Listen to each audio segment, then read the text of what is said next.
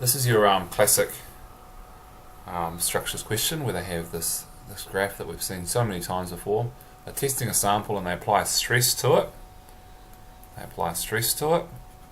And it either gets squashed or it gets pulled, depending on if they're trying to put it under compressive or tensile stress.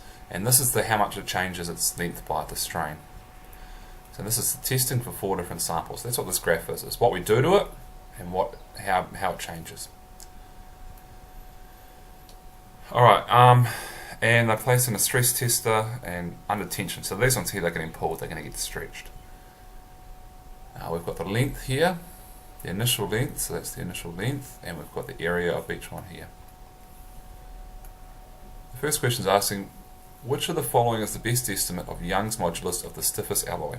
So there's two parts here that I look at, and I say, interesting. The first one is the Young's modulus. Now the Young's modulus is the gradient. And the stiffest, and these words are going to be ones that you can have on your cheat sheet because they each mean a certain thing. The stiffness in the material means the steepest gradient.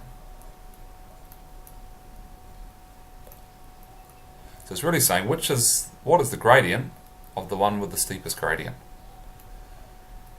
So first of all, we know alloy A has the steepest gradient here. See, this is what we're looking at, this straight line region. That's not as steep as that, it's not as steep as that. Alloy A is the steepest. So alloy A is what we're looking at. And then we're going to say, well, what is the gradient of that? And we know gradient is rise over run. So let's pick a point. Let's pick this point. So it rises up from 0 to 300. It rises by 300. Now this is in megapascals, and a mega is by 10 to the 6. So the rise is 300 by 10 to the 6. And the run, how much does it run by there? From here to here is 4 by 10 to the minus 3.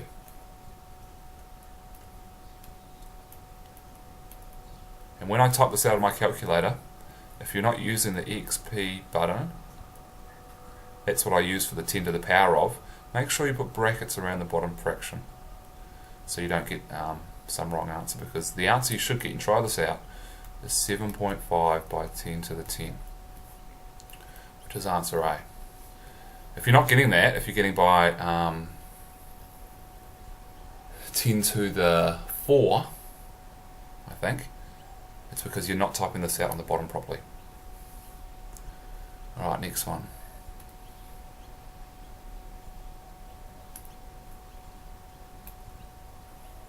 So I've just copied and pasted the picture there, and the next one says alloy B is stressed to 250 megapascals, that's the stress.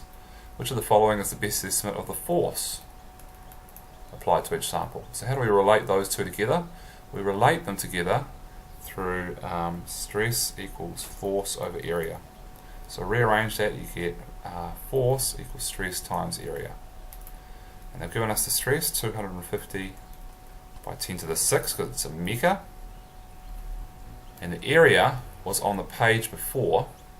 Now, I haven't got it on this, but the area was on the page before, and it was 2 by 10 to the minus 3. It was up the top on the page before. And when you times those together, my calculator gives 500,000, and that is 5 by 10 to the 5.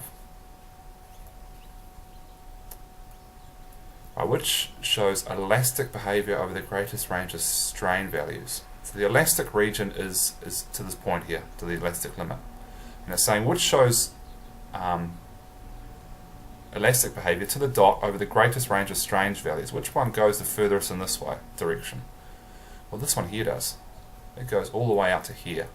Nothing else goes that far out. So that is alloy D. Which shows plastic behavior over the greatest range of stress values. Now the plastic region is the region from the elastic limit to when it breaks, and it's asking for it in this over the greatest range of stress values. So which shows the plastic region that goes up the furthest. So if we look at them all, This has none, and this has hardly any, and this has a bit more. But this one here goes up this much. It has the most to this point here. So that's alloy A. Which is described as the toughest. Now this has a definition. The toughness is the area under the graph till breaking. And this is clearly A. A will have the biggest area under the graph. All of this, all of this, all of this, all of this, all of this, all of this, and all of this. Even though D goes further into the strain values, it's asking for the area. So how many squares? And that's definitely A.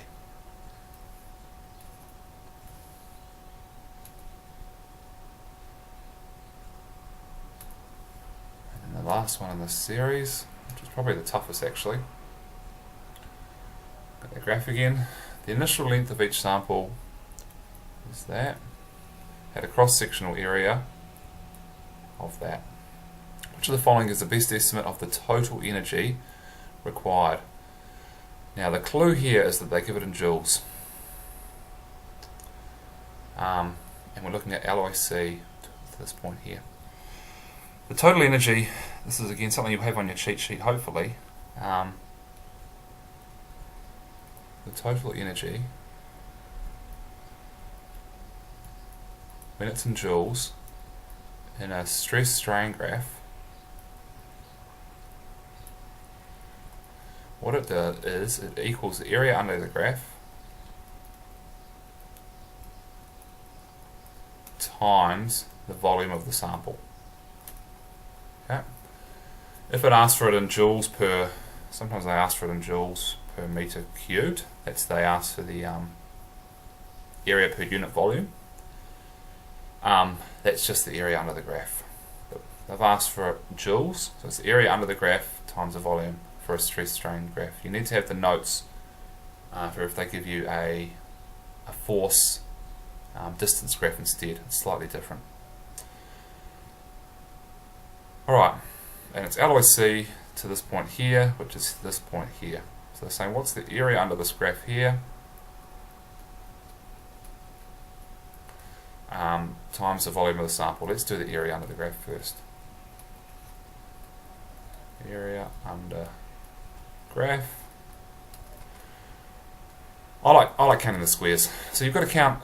The rule is if it's you count one if it's more than half a square, and you count 0 if it's less than half a square. I'll show you what I mean. So that's 1 square, 2 squares, 3 squares, 4 squares, 5 squares, 6 squares, 7 squares, 8 squares, 9 squares. This one here is more than half a square, so you count that as 10. And this one here is also more than half a square, so you count that as 11. So you've got 11 squares.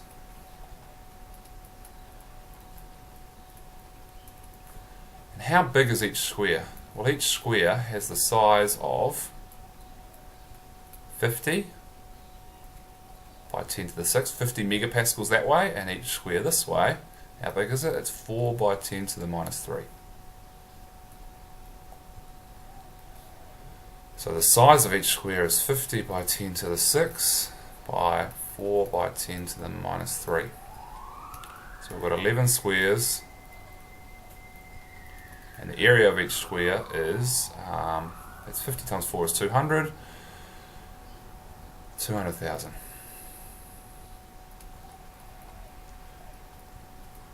And then once you times those two together,